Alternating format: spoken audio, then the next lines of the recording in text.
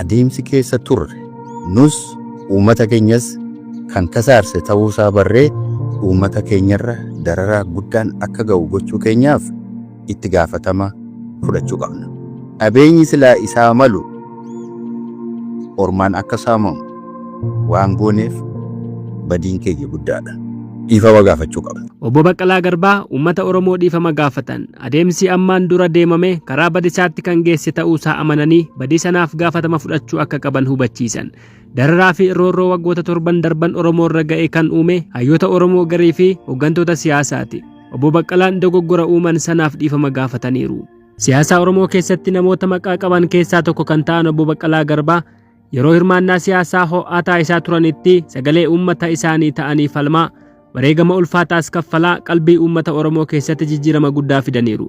Afaan qawwee jalatti dimokiraasii fi walqixxummaaf falmuu cancala mootummaa abbaa irreetiin sakaalamanii mana hidhaa fi manneen murtii haqa hin hordofne keessatti sodaa malee falmachuu dhaloota keenya kana barsiisaniiru. Bara wayyaanee keessa Baqqalaa Garbaa mallattoo diddaa ta'eera. Yeroo dhiyootii as garuu haala abdii kutannaa fakkaatuun hirmaannaa siyaasaa ijaarsa dhaabaa jalatti taasifamu keessaa of baasaniiru. Sababa tarkaanfii kana fudhataniifis yommuu ibsanis sababni isaanii abdii kutannaa fakkaata. Obbo Baqqalaan nama dhugaa jaallatu, dhugaaf falmatee aarsaa kaffaludha. Muuxannoo siyaasa keessatti qaban caalaa barsiifata hawaasa keessaa dhalatanii fi amantaa hordofaniitiin dhaalamanii shira siyaasaa dandamachuu dadhabuudhaan paartii keessatti aarsaa kaffalan gadhiisanii ba'an. Ololli miidiyaalee hawaasaa irratti gaggeeffamu, maqaballeessiin sangaan dhaleetiin hooggantoota siyaasaa irratti gaggeeffamu, haasaawwan jibbiinsaa siyaasa biyyattii dhuunfatan barsiifataa fi qajeelfama amantaa Obbo Baqqalaa waliin simne. Sababa kanaan hirmaannaa siyaasaa dhaabuuf murteessan. Obbo Baqqalaan haasaa tibba kana waltajjii marii hayyoota Oromoo irratti taasisaniin wantoota bu'uuraa kaasan. Adeemsa qabsoo Oromoo haga ammaatti deemameen bu'aaleen hin tuffatamne argamuu eeran. Afaan ofiitiin barachuu fi hojjechuun Oromiyaa haala guutuu ta'een ta'uu baatus daangaan ishee sararamee lafarrattii fi sammuu dhalootaa keessatti bocamuun shaakalli dimokiraasii tokkummaa Oromoo bifa qabsiisuun bu'aalee qabsoo haga ammaatti argamanidha. Obbo Baqqalaan ergaa bu'aalee argaman kana eeranii booda haala Oromoon waggoota 7 kana keessa jiraataa jiru yaadachiisaniiru. Dhalli namaa kabajaa namummaa dhabee haala suukkanneessaadhaan ajjeefamuun qabeenyi isaa saamamuun qeerraa buqqa'uun hirmaannaa siyaasaa keessaa filannoo dhabee akka dhiibamu godhamuun mirgi namoomaa fi dimokiraasii sarbamee roorrifamuun amma mul'achaa kan jiruu fi waggaa 7 guutuu kan keessa jiraatame ta'uu kaasan. Dubbiin bu'uuraa Obbo Baqqalaa Garbaa garuu gaabbii baroota darbaniiti. Adeemsa hayyoonnii fi qabsaa'onni Oromoo waggoota 7 darban deemaa turan adeemsa dogoggoraa akka ta'e ibsuudhaan adeemsa dogoggoraa kanaan balaan Oromootti kan dhufe ta'uusaa kaasan. Qabsoon uummataa bara 2014 irraa eegalee tokkummaadhaan gaggeeffamaa ture akka boca siyaasaa hin qabaanne taasifame, jaarmiyaa jalatti akka hin hoogganamne taasifame, dhumarratti qaama faallaa dantaa Oromoo dhaabbatuun injifannoon butamuun dogoggora hayyoonnii fi hoogganoonni siyaasaa uumanidha. Obbo Baqqalaan gocha sanatti gaabbuu isaaniitu irraa mul'ata. Waggoota 7 darbanis hayyoonni Oromoo fi hooggantoonni siyaasaa ejjennoo waloo qabachuu dhabuudhaan akka dararaa fi roorroon Oromoo irra bubbulu taasisaniiru. Oromoon utuu hayyoota 1000 rakkoo hiikuu danda'an qabu rakkoonsaa irra bubbulee waan takka argee hin beekne arge. Obbo Baqqalaan gocha kanatti baay'ee gaabban. Uummata keenyarra dararaa guddaan akka ga'u gochuu keenyaaf itti gaafatamummaa fudhachuu qabnaa jedhan. Hayyoonni Oromoo fi dhaabonni siyaasaa Oromoo sababa ofittummaa isaaniitiin, sababa waliigaltee dhabuu fi sababa of tuulummaa isaaniitiin qabsoo abboonni kaleessaa lubbuu itti kaffalanii darbanii bu'aan isaan fidanillee tiksuu dhabuudhaan guyyaa guyyaatiin akka sharafamu taasisan. Kanaafis badiin keenya guddaa waan ta'eef dhiifama gaafachuu qabnaa jedhu Obbo Baqqalaan. Haasaan Obbo Baqqalaa guutuunsaa kunooti. Guyyaan kun guyyaa seena qabeessa jedheetiin amanaa. Guyyaan kun bu'aa bayii facaatii miidhama abdii kutannaa fi barnoota guddaa booda deebi'ee kan argamedha. Abbootiin keenya qabsoo bara dheeraa gaggeessaniin saba keenya tokkeessanii, daangaa keenya sararanii, afaan keenya dandamachiisanii, aadaa keenya kunuunsanii, sabboonummaa nutti horanii, imaanaa nutti dabarsanii jiru. Qabsoon yeroo adda addaatti gaggeeffame gulantaadhaan bu'aa argamsiisee as ga'ee jira. Jijjiirama bara 1991 hordofee dhufeen guutumaan guutuutti abbaan biyyummaa keenya mirkanaa'ee hooggantoota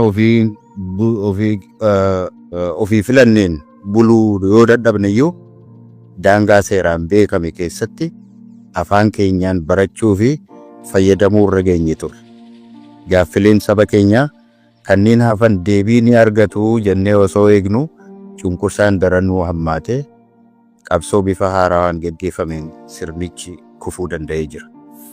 Haa ta'u malee murni aangootti ol ba'ee ammas gaaffii saba keenyaa fi saboota cunqurfamoo biroof deebii ni kenna jedhamee osoo eegamu sirna federaalaa sabdaneessaa heera mootummaan raggaasifame diigee gara sirna qeenxeetti jijjiiruu eegale.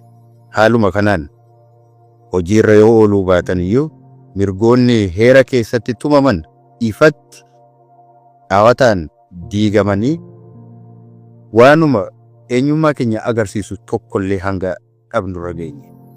Walumaa galatti abdiin bara 2018 ture fashalee sirni dimokiraasii fi walqixxummaa ijaaramuun hafee siyaasni burjaaja'ee nageenyi boora'ee dinagdeen kufee Oromiyaan dirree lolaa fi dirree beelaa taatee jirti. Waggoottan darban torban gochaalee hamoon sirnoota kamillee keessatti ta'anii hin beeknetu uummata keenya irratti raawwate. Qabeenyaa isaa saamuu fi saamsisuu irra darbee bakka ajjeechaan gara jabinaa irratti shaakalamu ta'e. Mormarraa muranii mukarratti fannisanii itti sirban. Haadhaa fi abbaa biratti rasaasaan addatti tumanii ajjeesan. Fayyaatti gogaa irraa baasan. Fayyaatti biyyee itti deebisanii awwaalan. Ajjeesanii reefka harree itti fe'anii gabayaa naannessanii itti sirban. Waggoota kana keessa waan ijaan arguu fi gurraan dhaga'uu hin malle baay'ee keessummeessinee as geenye.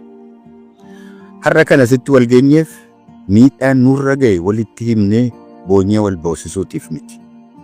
Waan darbirraa barannee gara fuulduraatti socho'uutiif malee. Sirni amma jiru kun dhaabbilee siyaasaa Oromoo dadhabsiisee tokkummaa uummataa diiguu irratti milkaa'ee amma garuu deebinee adeemsi keessa turre nus uummata keenyas kan kasaarse ta'uusaa barree kana hubannee wajjin teenyee mari'achuu fi kallattii qabsoo akeekuun ala daandii biraan akka hin jirre hubannee walga'uu keenyaaf gammachuu guddaatu natti dhaga'ama. Kana gochuu dadhabuu keenyaan sirna hamaa kana ofirra tursinee uummata keenyarra dararaa guddaan akka ga'u gochuu keenyaaf itti gaafatama fudhachuu qabna. Dhaloonni amma jiru qofa osoo hin taane inni sichi dhufullee idaa akka dhaalu qabeenyi silaa isaa malu ormaan akka saamamu waan gooneef badiin keenya guddaadha. Abbootiin keenya wareegama lubbuu itti kafalanii bu'aa qabsoo isaan nu biraan gahan ofittummaa waliigaltee dhabuu fi of tuulummaa keenyarraan kan ka'e tikfachuu dadhabnee tokko tokkoon sharafamee nu harkaa bahuu gochuu keenyaatiif dhiifama gaafachuu qabna. Maan booda isa darbe kunuunfachuu osoo hin taane tokkummaa keenya cimsannee sirna uummata keenya dararaa jiru kana ofirraa kaasuun dirqamaa fi itti gaafatama keenya ta'uusaa beekuu qabna. Qabsaa'onni fi beektonni Oromoo tokkummaa walgeettii kanaatiin har'a mirkanaa'e tokkummaa keenya cimsannee daran itichannee uummattoota cunqurfamoo biroo waliinis hariiroo keenya tolfannee qabsoo isa xumuraa gaggeessuuf waadaa walii seennee bahuu qabna jedheetiin amala. Dogoggora kaleessaaf gaafatama fudhachuun utuu jiraatee badii raawwataniif dhiifama gaafachuun utuu jiraatee wal komachuu fi duubatti wal harkisuun hin jiraatu ture. Utuu dogoggora kaleessa raawwatanii kasaaraa uummatatti fidan amanuun jiraatee dogoggora haaraa uumuun hin jiraatu ture. Namoonni hayyoota siyaasaati ofiin jedhan kanneen kaleessa dogoggora uumanii dararaa waggaa 7 kana uuman dhiifama gaafatanii daandii ofii qajeelchuu qabu. Kaleessa